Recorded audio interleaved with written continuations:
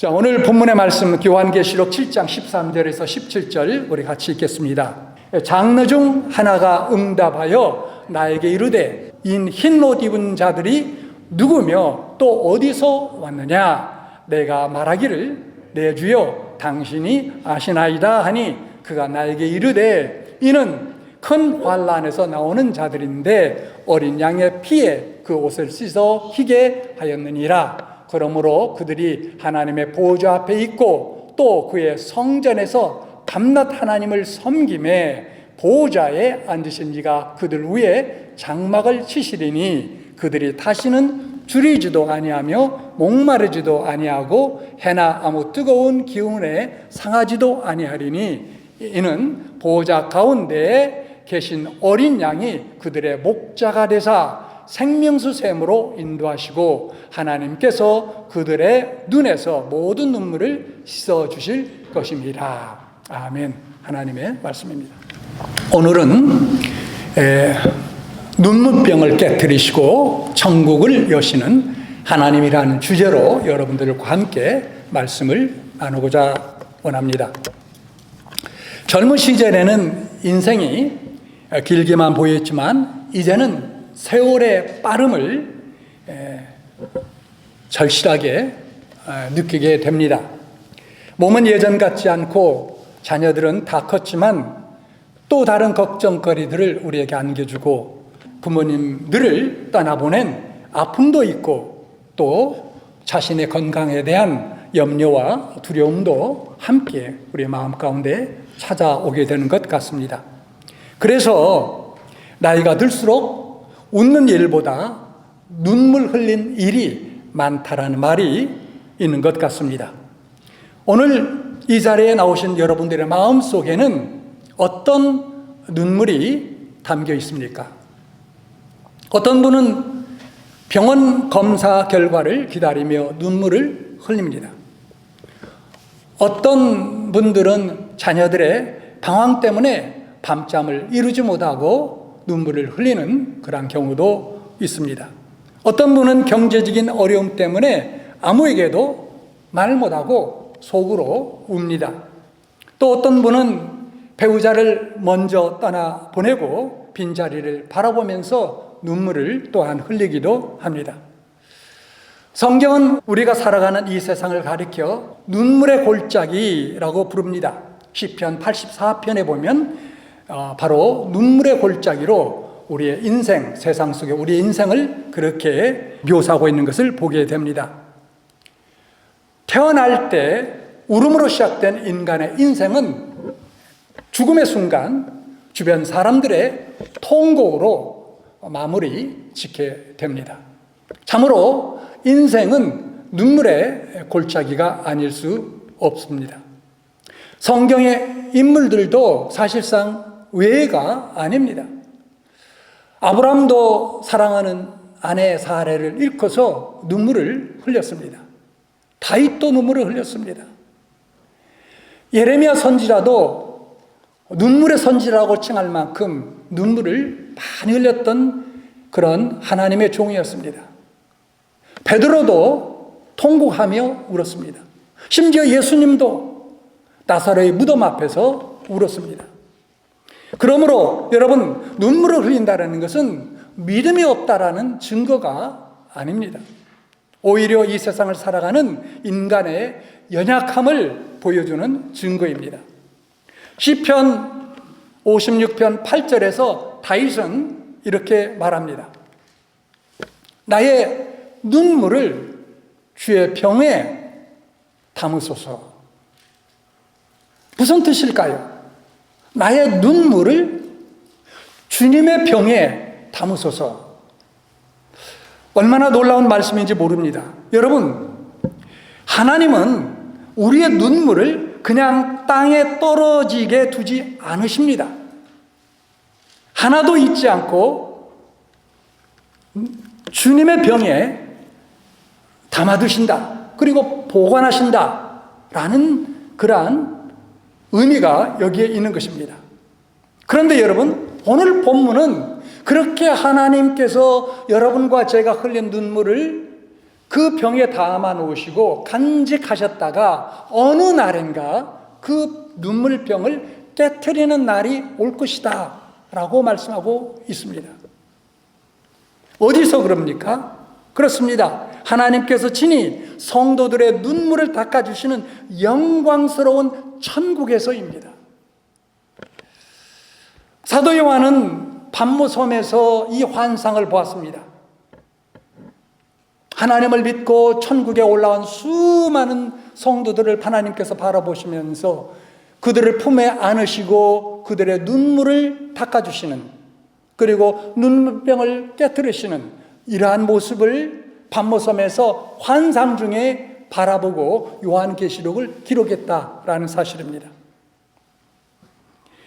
박해받던 성도들에게 하나님께서 말씀하셨습니다. 오늘 본문 17절을 보면 특별히 다시 한번 볼까요? 우리 같이 읽겠습니다. 시작. 이는 보호자 가운데 계신 어린 양이 그들의 목자가 되사 생명수 샘으로 인도하시고 하나님께서 그들의 눈에서 모든 눈물을 씻어 주실 것입니다. 조금만 더 견디어라. 너희 눈물은 영원하지 않다. 이렇게 우리에게 위대한 선언을 들려주십니다. 사랑하는 여러분, 오늘 선포되는 이 말씀을 통해 이 땅의 눈물병을 깨뜨리시고 영광스러운 영원한 소망의 천국을 열어주시는 하나님의 위로가 저와 여러분의, 우리 모두의 심령에 가득하기를 주님의 이름으로 간절히 축원합니다. 오늘 본문 속에서 우리가 크게 세 가지 중요한 교훈, 진리를 발견할 수 있습니다. 첫째는 성도는 이 땅에서 눈물을 흘리며 살아간다라는 사실입니다. 물론 불신자도 세상에서 눈물을 흘릴 일이 많이 있지만 성도라고 해서 예외는 아니다라는 사실입니다. 본문에 등장하는 흰옷 입은 무리는 천국에 들어간 사람들입니다. 그런데 그들은 처음부터 천국에 있던 사람들이 사실상 아닙니다. 14절을 보십시오. 이렇게 얘기합니다. 큰 환난에서 나온 자들이라고 이야기합니다. 그들은 다 환난을 통과한 사람들이다. 다시 말하면 천국에 올라온 사람들은 하나같이 큰 환난을 통과하고 나온 사람들이다 라고 우리에게 말씀하고 있는 거예요. 여러분, 우리가 신앙생활을 오래 하다 보면 한 가지 깨닫게 되는 것이 있습니다. 그게 뭐냐면 예수를 믿어도 고난은 사라지지 않는다라는 사실입니다. 예수를 믿으면 천국 문은 열리지만 고난 없는 인생이 되는 것은 아니다라는 사실입니다. 환난 가운데서도 승리한다고 말씀하셨지 환난이 없다라고 말씀하지 않고 있다라는 사실입니다. 어떤 성경학자는 그래서 이 세상에는 성도가 반드시 거쳐가는, 그리고 흘리게 되는 세 가지 종류의 눈물이 있다라고 말했습니다. 첫째 눈물은요, 고난과 슬픔의 눈물입니다. 얼마든지 우리가 이해할 수 있는 그러한 눈물이라고 생각이 됩니다. 육체적인 질병 때문에 웁니다.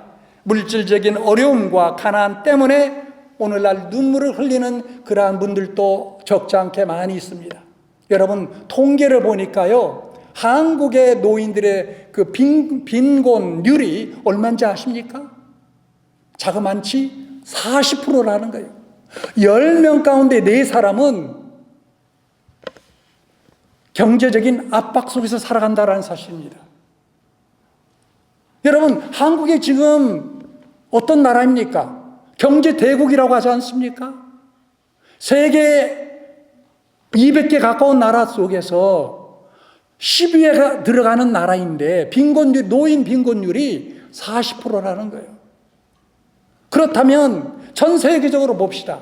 얼마나 많은 사람들이 가난 가운데 고통받고 있고 눈물을 흘리고 있겠습니까? 또는 믿었던 사람에게 배신당하고 외로워서 눈물을 흘리는 사람도 있습니다. 자녀의 앞길에 막혀서 부모의 가슴이 미어지는 눈물 또한 있습니다.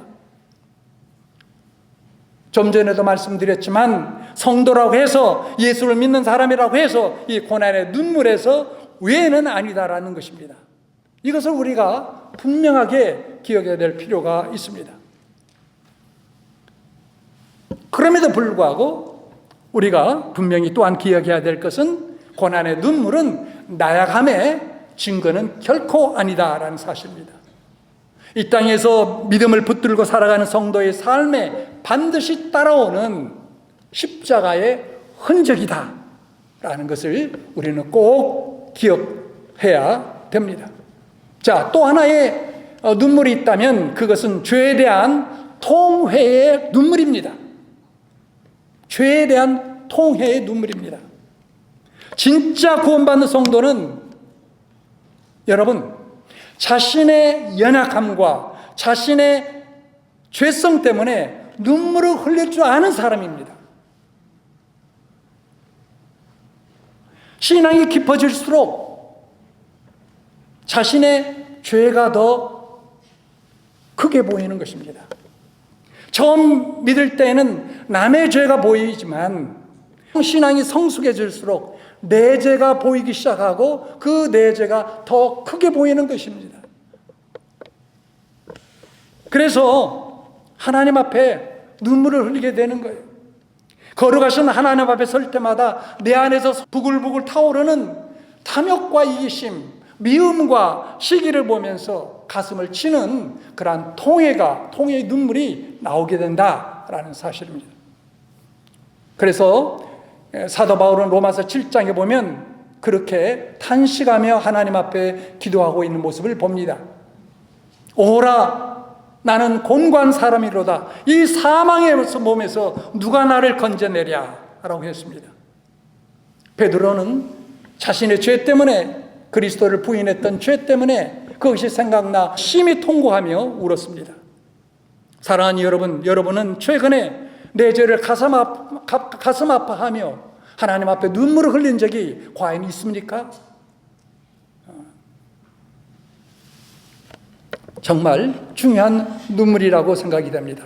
그런데 여러분, 또 하나의 눈물이 있습니다. 정말로 소중한 눈물입니다. 이것은 뭐냐면 영혼을 향한 애통의 눈물입니다. 영혼을 향한 애통의 눈물. 이 눈물이 가장 고귀한 눈물입니다. 무엇을 의미하는 눈물일까요? 그렇습니다. 아직도 예수를 알지 못하고 지옥을 향해 달려가는 그 어떤 분, 어떤 사람, 내 남편일 수도 있고 내 아내도 있을 수 있고 내 형제, 내 자녀, 내 이웃을, 그들을 바라보며 눈물을 흘리는 그 애통의 눈물. 바울은 에베소 교회 성도들을 향해서 밤낮 3년 동안 눈물로 각 사람을 훈계했다라고 고백해주고 있습니다. 또한 시편을 보면 눈물로 씨를 뿌리는 자는 반드시 기쁨으로 그 단을 거두게 될 줄로 또한 믿습니다. 사랑하는 성도 여러분, 이 세 가지 눈물 얼마나 하나님 앞에서 소중하고 귀한지 모릅니다. 하나님께서 하나도 땅에 떨어지도록 두지 아니하시고 하나님의 병에 간직했다가 우리가 천국 들어가는 날 하나님 앞에서 이걸 깨트리며 우리에게 말씀해 주실 것입니다. 이 세 가지 눈물은 이 땅에서 우리가 짊어져야 될 십자가의 흔적입니다. 그러나 기억하십시오. 그 눈물이 영원하지는 않습니다. 영원하지는 않습니다. 자, 두 번째, 오늘 본문을 통해서 깨닫게 되는 교훈은 하나님은 우리의 눈물을 친히 닦아주신다 라는 사실입니다. 오늘 본문 17절을 하반절을 보면 이렇게 되어 있습니다. 하나님께서 그들의 눈에서 모든 눈물을 씻겨주실 것임이라. 누가요? 하나님께서. 왜 천사가 아니고, 하나님께서 그걸 얼마든지 천사한테 맡길 수도 있는데 왜 하나님께서 친히 여러분과 저의 눈물을 닦아주신다고 하셨을까요? 하나님만이 우리의 눈물을 아시기 때문입니다. 남편도 모르는 눈물, 아내도 모르는 눈물, 자녀도 모르는 눈물이 있습니다. 그러나 하나님은 다 아십니다. 골방에서 울었던 눈물도, 새벽에 흘렸던 눈물도, 아무도 보지 못한 눈물도 하나님은 다 아시고 기억하십니다. 이렇게 하나님이 우리의 눈물을 씻어주실 때에, 그렇다면 천국에서는 어떤 일들이 일어날까요? 하나님께서 여러분과 저의 눈물을 닦아주시고 씻어주실 때, 눈물병을 깨트려 주실 때 과연 천국에서는 어떤 일이 일어날까요? 두 가지입니다. 첫째는 눈물의 원인을 제거해 주십니다. 요한계시록 21장 4절을 말씀을 같이 보시겠습니다. 시작. 사망이 다시 없고 애통하는 것이나 고가는 것이나 아픈 것이 다시 있지 아니하리니. 그렇습니다. 천국에서 하나님께서 우리의 눈물을 닦아주신 그 천국의 삶은 이제는 병원이 필요 없습니다. 장례식장도 없습니다. 암도 없습니다. 치매도 없습니다. 이별도 없습니다. 더 이상 눈물 흘릴 이유, 그 원인 자체가 다 사라지고 없게 되는 것입니다. 이게 첫째입니다.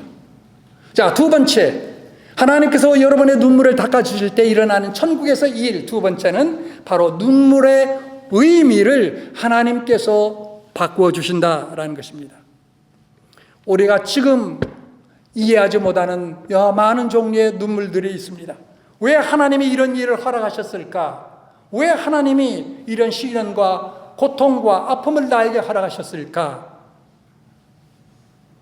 이해할 수 없는 그런 많은 일들이, 아픈 일들이 있을 수 있습니다. 그러나 천국에서 우리는 비로소 이제 알게 될 것입니다. 그 눈물이 헛되지 않았음을 깨닫게 반드시 될 것입니다. 그 눈물이 우리를 더 하나님께 가까이 가도록 만들었다는 것을 우리는 발견하게 될 것입니다. 여러분, 이것은 마치 퍼즐 조각과 같습니다.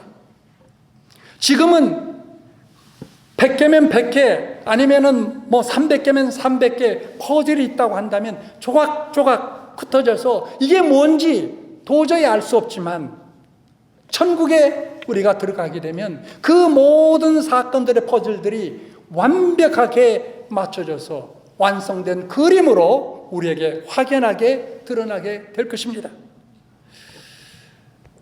이 땅에서 흘린 눈물은 천국에서 부끄러운 얼룩이 아니라 주님을 위해 헌신했고 충성했던 영광의 훈장과 보석으로 변화될 것입니다. 주님은 우리의 눈물을 그냥 결코 흘러내리도록 하지 않으십니다. 여러분이 골방에서 홀로 흘렸던 그 눈물을 주님은 다 기억하시고 하나님의 때에 가장 완벽한 방법으로 씻어 주실 것입니다.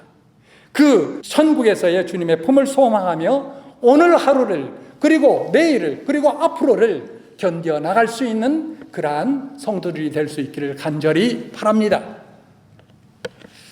자, 마지막 중요한 교훈을 또 한 가지 보겠습니다. 그렇다면 천국 시민 될 자격은 과연 뭐냐? 뭐겠습니까?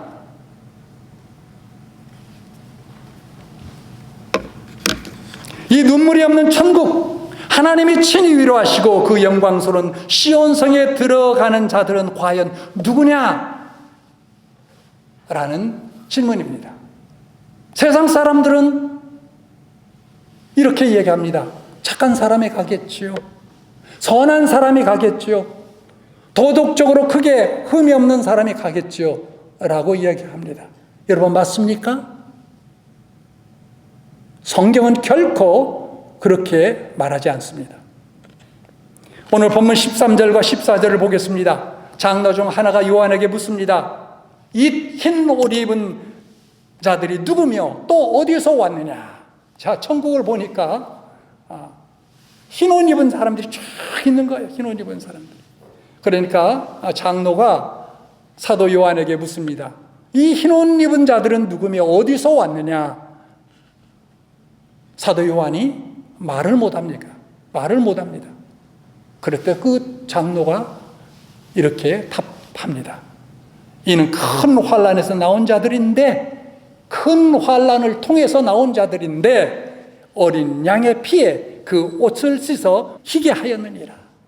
자, 잘 들어보세요. 이는 큰 환난에서 나오는 자들인데 어린 양의 피에 그 옷을 씻어 희게 하였느니라. 그래요. 어린 양의 피에 인생의 옷, 삶의 옷이 그 보혈의 피로 말미암아 씻음받은 자들, 바로 그들이다라고 이야기합니다. 사랑하는 여러분, 천국은요 죄 없는 사람이 가는 곳이 아닙니다. 천국은 용서받은 자들이 가는 곳입니다. 천국은 의로운 자들이 가는 것이 아닙니다. 천국은 예수 그리스도의 의의를 입는 자들이 들어가는 곳이 바로 천국입니다. 우리 모두는 죄인입니다. 아무리 선하게 살아도 죄를 씻을 수 없습니다. 종교 생활로도 죄를 씻을 수 없습니다. 오직 무엇만요? 오직 예수 그리스도의 십자가의 보혈만이 죄를 씻은 줄로 믿습니다. 아멘? 그래요. 그래서 성도의 소망은 자신의 신앙생활이나 자신의 선한 행위가 아닙니다. 오직 예수 그리스도입니다. 우리가 천국 문 앞에 섰을 때 자랑할 유일한 것이 있다면, 그것은 바로 예수 그리스도의 보혈이요, 보배로운 피요. 우리가 천국 문 앞에 서서 외쳐야 될 감격스러운 말이 있다면 주님의 보혈 때문에 내가 왔습니다. 바로 이것이에요. 이것입니다. 그거 왜 아무도 없어요? 내가 세상에서 무슨 일을 했느냐, 어떤 지위와 명예를 얻었느냐, 돈을 얼마나 벌었느냐, 이게 아니라 예수 그리스도의 보혈이요, 내가 예수 그리스도의 보혈 때문에 천국만 앞에 들어가기 위해서 왔습니다. 바로 이겁니다. 오직 예수 그리스도예요. 환난 속에서도 여러분 끝까지 우리가 변치 않고 승리할 수 있는 비결도 내 능력이 아니라 내 옷을 적시시고 있는 예수 그리스도의 보혈의 능력에 있는 줄 또한 믿습니다. 그 보혈을 의지하는 자마다 저 요단강 건너편 찬란한 시온성에 넉넉하게 들어갈 줄 믿습니다. 아멘? 그래요. 그 보혈 하나만 가지고도 우리는 하나님께서 예비하신 찬란한 영광스러운 영원한 그 천국 시온성에 넉넉히 들어가는 거예요. 그리스도께서 다 이루셨어요. 다 이루셨어요. 오늘 결론입니다. 사랑하는 성도 여러분, 모세가 비스가산 산에서 요단강 건너 가나안을 바라보았던 것처럼 우리도 믿음의 눈으로 하늘 본향을 바라보아야 할 것입니다. 저 천국에는 눈물이 없습니다. 아픔도 없습니다. 사망도 없습니다. 질병도 없고 죄와 싸워야 될 그 싸움도 이제 더 이상 없습니다. 오직 어린 양 되신 예수 그리스도의 영광과 하나님의 위로만이 있을 것입니다. 그러므로 사랑하는 여러분, 오늘 이 시간 우리의 낙심했던 마음을 다시 추스립시다. 내 눈물병을 주님의 손에 맡겨드립시다. 이 땅에서 우리가 흘리는 슬픔의 눈물을 이제 가장 고귀한 영혼을 구령하는 그런 애통의 눈물로 바꿔나가는 여러분과 제가 될 수 있기를 바랍니다. 그리고 예수 그리스도의 날개 아래 들어가 하나님께서 주시는 보호와 그리고 또한 위로를 얻게 되고 평안을 얻게 되는 여러분과 제가 될 수 있기를 바랍니다. 우리의 인생의 모든 눈물을 씻기시고 영원한 생명수샘으로 인도하실 그 주님을 우리는 또한 마땅히 찬양해야 될 것입니다. 이번 한 주간도 아무쪼록 어린 양의 보혈을 의지하면서 세상의 환난을 넉넉히 이기고 승리하시는 복된 성도님들이 모두 될 수 있기를 우리 주 예수 그리스도의 이름으로 간절히 축원합니다. 우리 같이 기도하겠습니다.